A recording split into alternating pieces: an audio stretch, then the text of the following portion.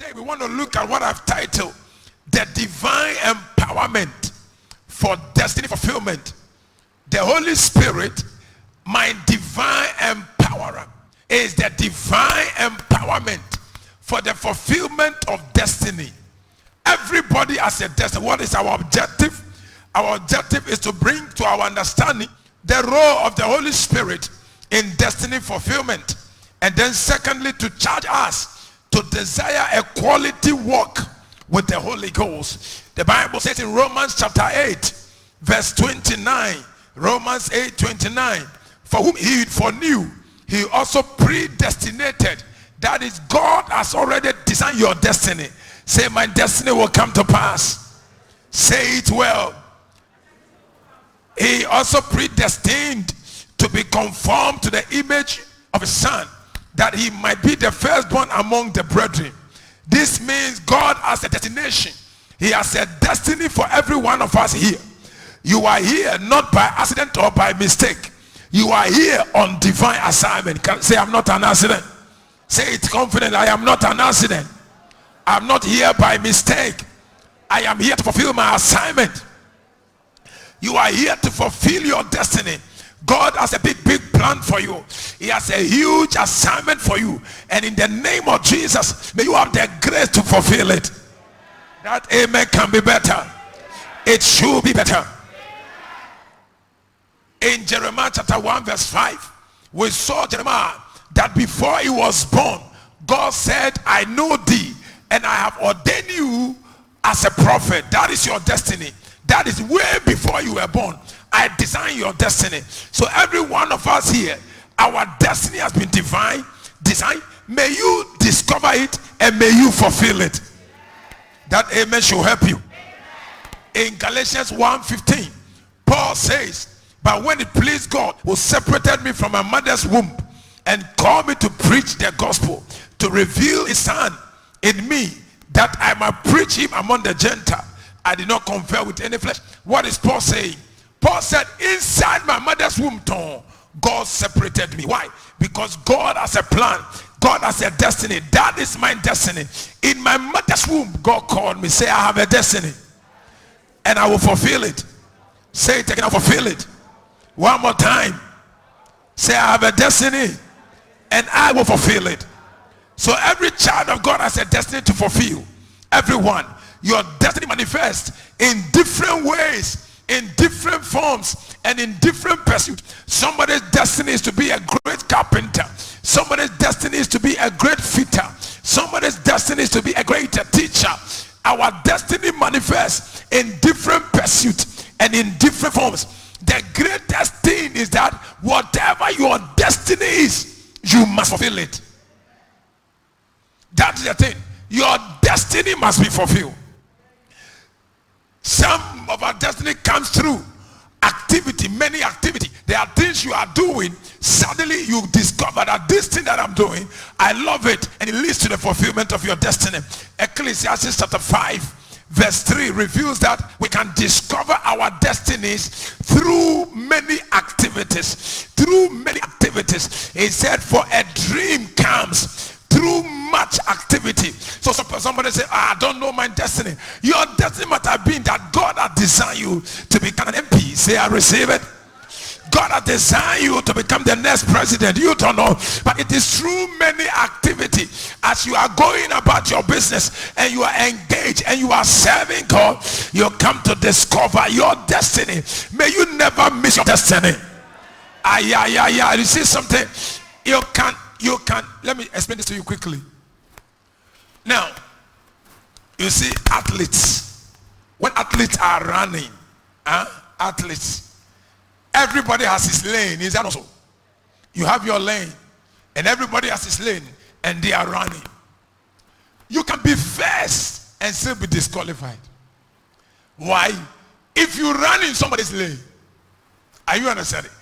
When at the end of the race, it was discovered that you move from your lane and you run in somebody's lane, you may be the first, but you are disqualified.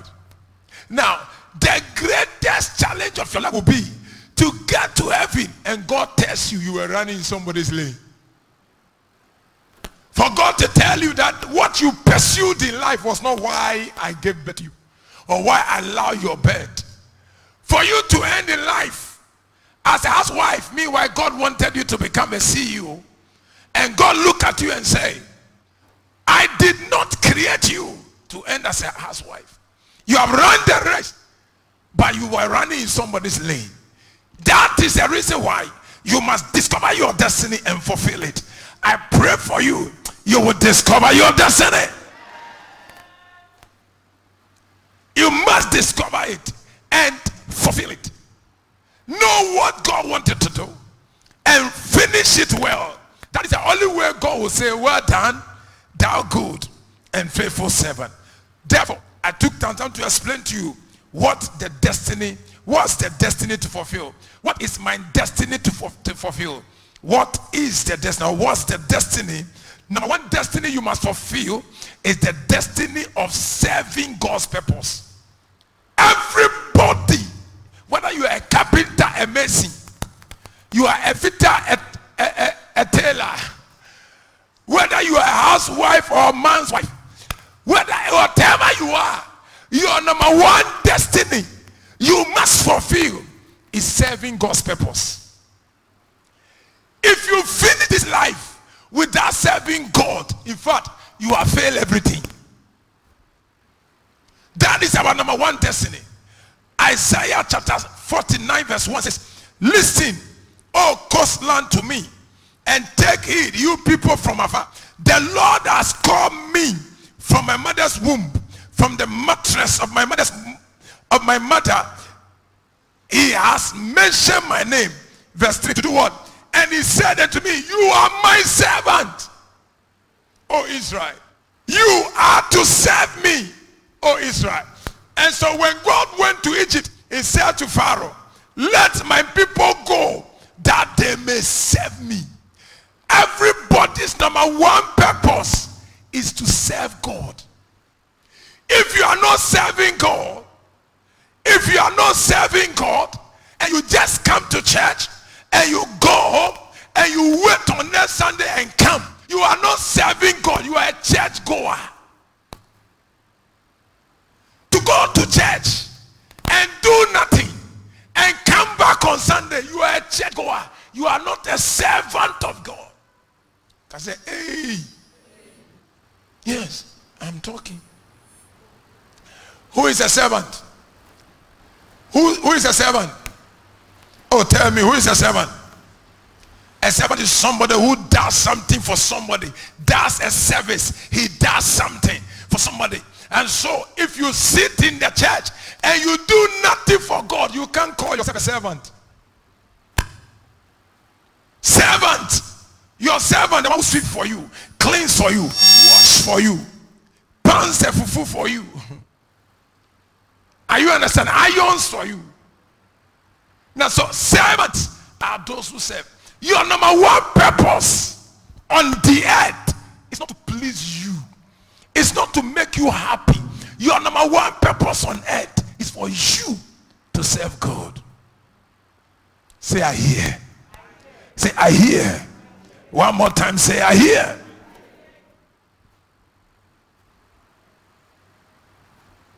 Living for yourself is the waste of life and a waste of destiny. God did not call you to live for yourself. You were called to live in service unto God. So in Acts chapter 13, verse 36, concerning David, the Bible said, after he has served God's purpose in his own generation. May it be said that in your generation, you serve God's purpose. That amen is weak. Are you angry at me? If we are going to be people that got what God wants us to be, we must serve his purpose. That is our number one destiny. Number two, you are destined to bear fruit, to bear abiding fruit in Christ. It is your destiny that the fruit you bear in Christ must abide. The Bible says in John 15:16, you did not choose me, but I chose you and I appointed you and predestined you that you should go and bear fruit, that your fruit should remain. Every believer who must enjoy God's hand must have an abiding fruit. The things you do, the souls you win for God, they must abide, they must stay. It is your assignment, it is your destiny to have a fruit to show. Jesus said, go into the work and make the word and make disciples unto me, baptizing them in my name. Make them disciples. That is your number 2 destiny to fulfill. That there are 1, 2, 3, 10 people in the church. You brought them to Christ. They have stayed. They too, they have given birth to 1, 2, 3, 10 people. They have stayed. They are also giving birth to 1, 2, 10 people. That is fruit for Jesus. Abiding fruit. It is your purpose. Number 1 purpose is what? Serving God. Number 2, abiding fruit. Becoming fruitful for Jesus. Number 3, it is your destiny to prosper and be in good health. Corona cannot change the word of God. It is God's destiny for you to stay in prosperity and to stay in good health. All to 2021, you will not be admitted in the hospital. In the name of Jesus. Isaiah chapter 60 verse 5. It says, then they shall see and become radiant, and your heart shall swell with joy. Isaiah 65. Because the abundance of the sea shall be turned to you. The word of the Gentiles shall come to you. Therefore your gate shall open continually. Verse 11. They shall not be shut day or night. Why? That men may bring to you the word of the Gentiles and their kings, that men may bring to you word. It is your destiny to attract word. This week somebody's word is coming to your house. I speak over your life. Because it's your destiny, you will fulfill it. I said you will fulfill it. You will never fall sick, and you will never end in poverty. I declare in the name of Jesus, you shall prosper in the land. In the name of Jesus. The 4th destiny we must fulfill is living long and satisfied life. Put your hand on your head. Say, I will live long.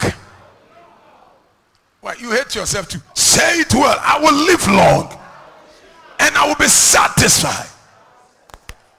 That's your destiny.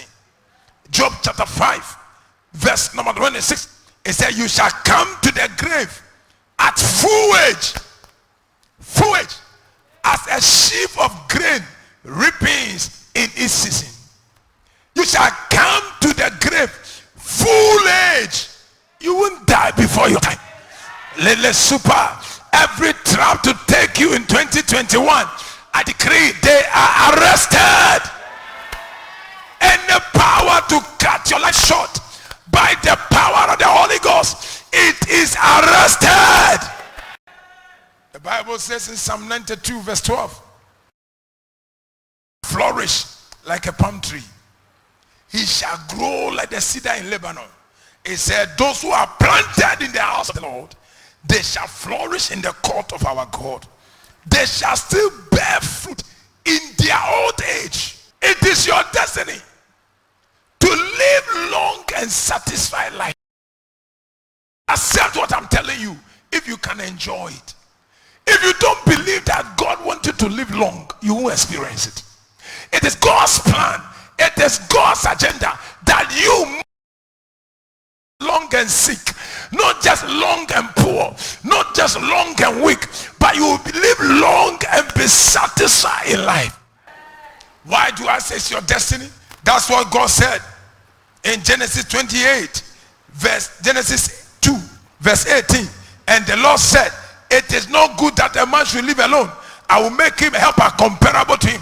So God is saying marriage is part of your destiny. Whatever is denying you the privilege of marriage, it is arrested today. Whatever says you will not enjoy marriage, it is arrested today. And the power and force from your mother's house, from your father's house, that say you will not see marriage, by the power of the Holy Ghost, it is arrested. It is arrested.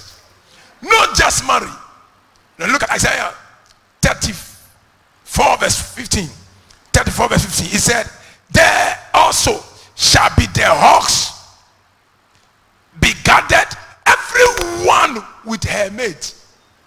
That is everyone here. There is a man for you. Say, I have my man.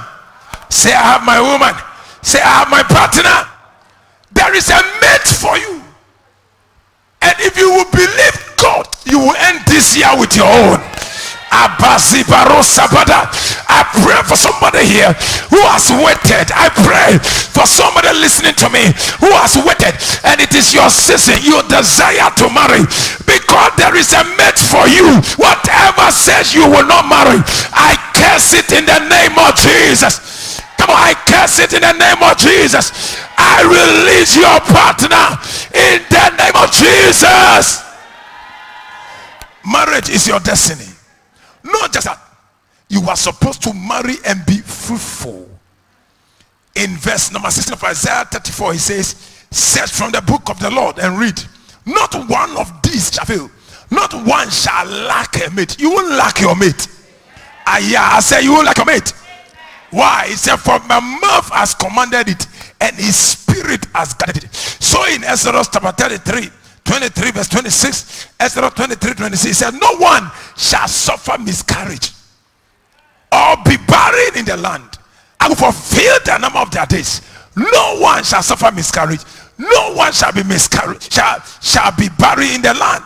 In Deuteronomy 7:14, he said, you shall be blessed above all people, and there shall not be a male or a female barren among you or your livestock, even your cat.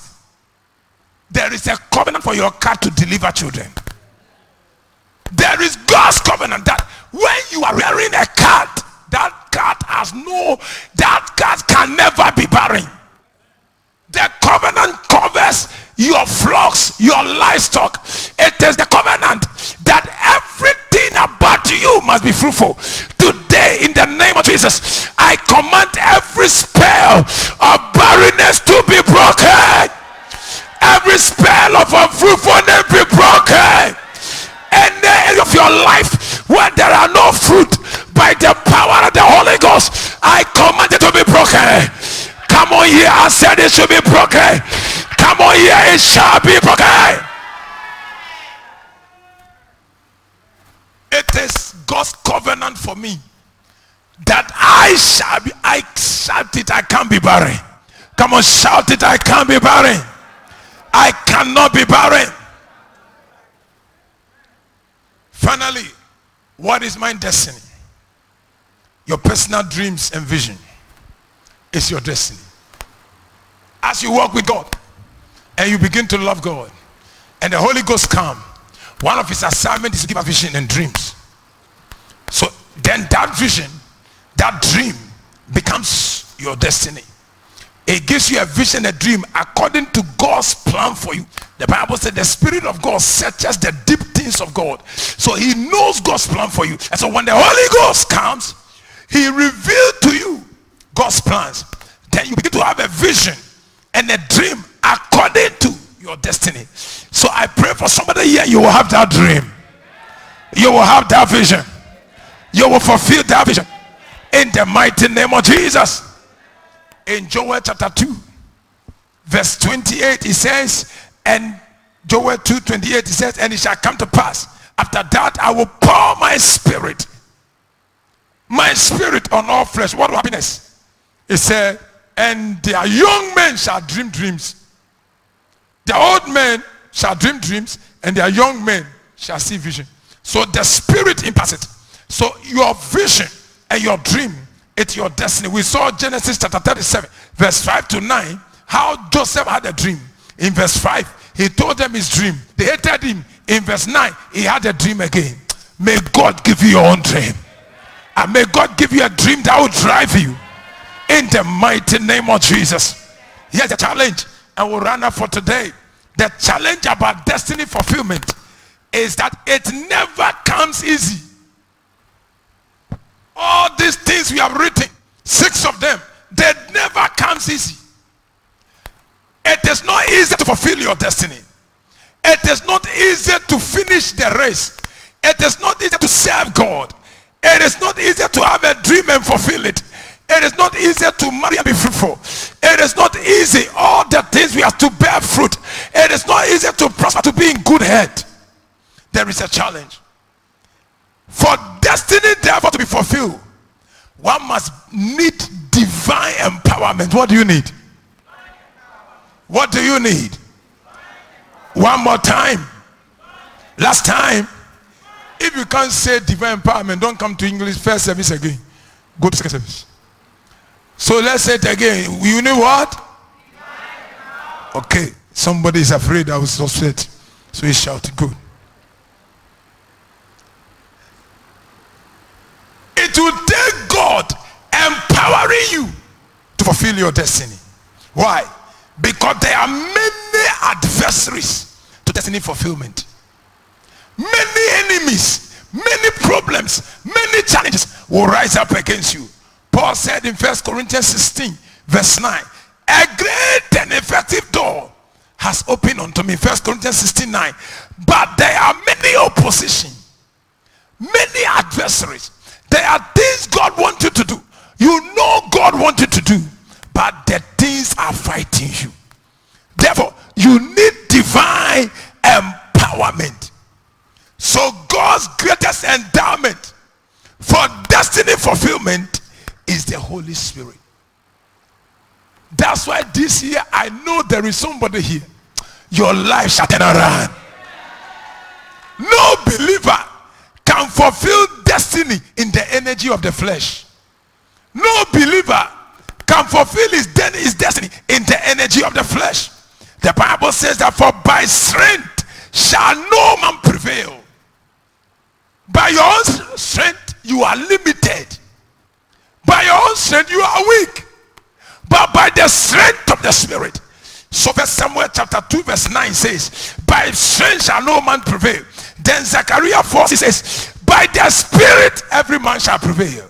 Ayakata. By strength you won't prevail, but by the Spirit you will prevail. I said this year, in the name of Jesus, you will be empowered to fulfill your destiny. That amen should be better at all. 2021, whatever you are finds to do, that you love to do, it shall be done in the name of Jesus. So we can't do it by strength. But Zechariah 4:6 says we can do it by the power of the Spirit. He said to Zerubbabel, not by might, not by power, but by my Spirit. But by my Spirit. So if you and I will fulfill destiny, what do we need? What do we need? What do we need? One more time. I said one more time. Whatever God has ordained for you to fulfill, it will take the Spirit to get it done cheaply. To get it done cheaply. It will take the Spirit. No matter how impossible your destiny may look like, the Holy Spirit empowerment is what makes it cheaply happen. I see your destiny being fulfilled. Come on, it shall be fulfilled. It shall be fulfilled.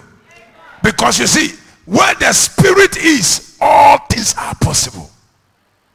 Where the Holy Ghost is, all things are possible. So we saw in Luke chapter 1. Luke chapter 1, verse 30.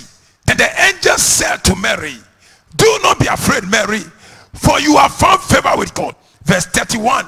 And behold, you will conceive in your womb and bring forth a son. You shall call his name Jesus. Then Mary said to the angel, how can this be?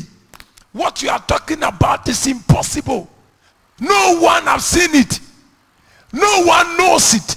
How can this be? How can you say I will be a great woman? In my family, no one has been great before. I prophesy over your life. By the Spirit of God, What no one has done in your family, it shall cheaply be done in your house. I prophesy over your destiny. What no one says yes to, by the Spirit of God, it shall be cheap in your house. Mary said, how can this be? You know that I don't know a man. How can you say I'll have a child? This is impossible. Then the angel gave us the clue of handling life's impossibilities. The secret to dealing with the impossibilities of life. The angel said to Mary, and the angel answered, the Holy Spirit. When the Holy Ghost come, any impossible situation becomes possible. What we can't do with our energy, the Holy Ghost comes, it is done. It is done. The Holy Ghost shall come upon you. He makes the impossible possible. He makes the impossible possible. I don't know what is impossible in your life. By the Spirit of God, 2021, it shall be possible. I said it shall be possible. It shall be possible. It shall be possible. The Holy Spirit shall come upon you. The power of the highest shall overshadow you. So the power to do the impossible is through what? The Holy Spirit. The Holy Ghost, therefore, is God's divine empowerment for destiny fulfillment. If you are interested to do anything great with your life, be interested in the Spirit. Be interested with the Holy Ghost. If you desire to do anything practical with your life, to reach far, you must be a friend of the Spirit, a companion of the Spirit. You must be relating to the Spirit. You must be enjoying the Spirit. You must be flowing with the Spirit. Where the Spirit of God is, all things are possible. They are possible. Don't throw the Holy Ghost away. He was given to you to help you to fulfill your destiny. Without him, you can be nothing. In Christ, we are nothing at all without the Holy Ghost. That is the reason why the unbeliever, even the people in the dark way, they don't do anything without consulting certain spirits. There is a guy in my area. I'm trying to win this guy. Very, very rough and stubborn. He said he didn't have dresses, so I gave him some dress and shoes. Somebody brought me nice shoes from Dubai. Size a little, size what? So I gave it to the guy. He wore it to church once. Well, my dress, that was all. From there he has been deceiving me. And you call him to church, oh, I will come. The next time I saw all my dress is using it for carpentry. The one I didn't see was white one, but the other ones I gave, he was using it for carpentry, for mason. I will see him on top of a roof wearing my dress. One day I saw him, I said, you, this dress you are wearing to judge you. I saw him fighting somebody. He has taken somebody's money to do a chair for a table for the person to sell on. Didn't pay. The person arrested, the person got him, and the lady was talking to him anyhow. And the lady was angry, and he was also angry. Then the lady went for Nkosi. I said, Mama whatever. And the lady said, the guy was laughing. The guy laughed, look at him. Look at the lady. He said, me no be bugano. Me. Me. And I was standing. What do you become? Untia.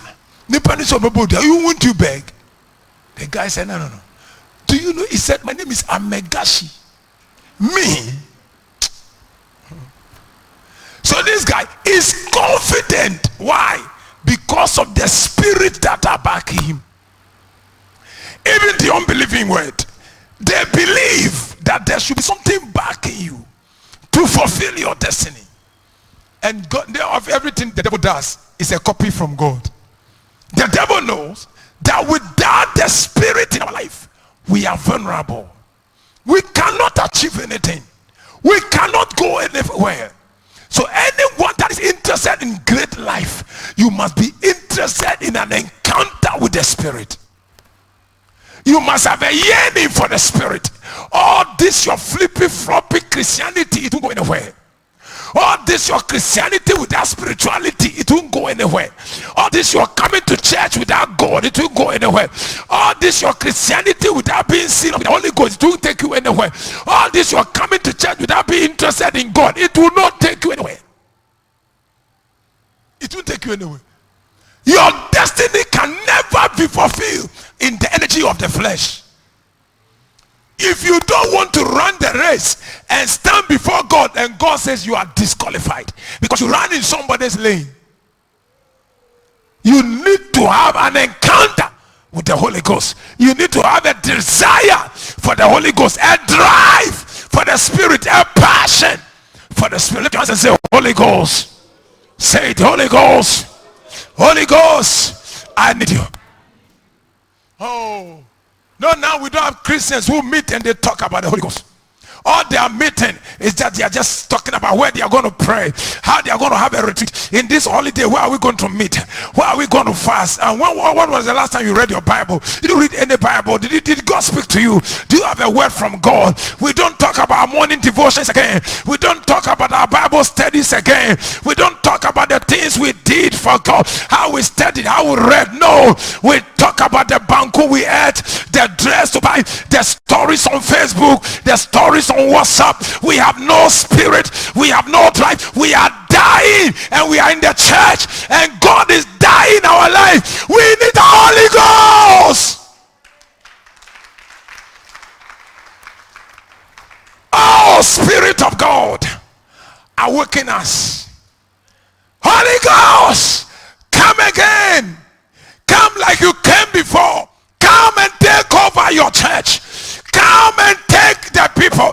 Come and consume the altar. Come and consume the pulpit. Come, Holy Ghost. We need a passion, a yearning, a desire. Oh God, that we will not forget that we need you. This is my prayer, that you have a revival. Something will flow from your life. The Spirit will move in your life. The quality of your Christian life will come alive. People shall see real Christianity by your life. Your words will change. Your speaking will change. Your passion will change. Your desire will change. You will go after God. You will go after His word. You will go after the Spirit. You will spend hours praying. You can stay there alone and instead of being depressed, you are singing in the Spirit. You are praying in the Spirit. You are communing with God. You are charging yourself. No devil can have a place in you. Are you here at all? The Spirit. That is that today. You can wake up for 3 days not praying. You are still fine. You know why? The Spirit is dead in you. Oh, that God will revive us. That is the reason why someone of 2020 you have brought into 2021. The Spirit is dead. Oh God, revive us. Is somebody here? Stand to your feet. We'll continue next week. Clap your hands for Jesus.